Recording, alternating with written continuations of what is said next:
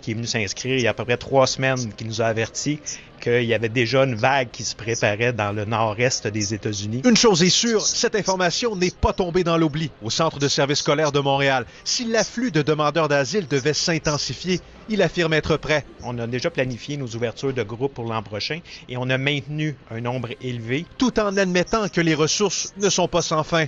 Si on parle d'une vague qui ressemble à celle qu'on a eue dans les 2 dernières années, là, il y aura un enjeu. Mais à court terme, on est prêt à accueillir là, un boom. Le nombre de nouvelles inscriptions est bien inférieur à celui de l'année dernière à la même période. Toutefois, il faut généralement compter un délai de 8 à 12 semaines entre l'arrivée au pays et l'inscription.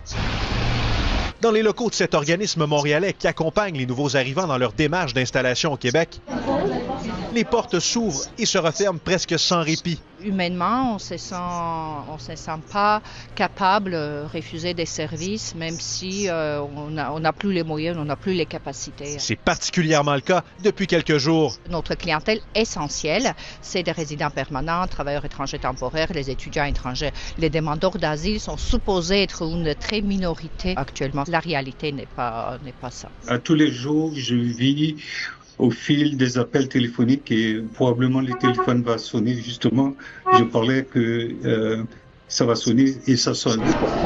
D'après le directeur général des banques alimentaires du Québec, l'immigration n'est qu'un des nombreux facteurs qui expliquent les demandes d'aide. La pauvreté est un facteur, la crise du logement, je dirais, est un facteur très important à l'heure actuelle.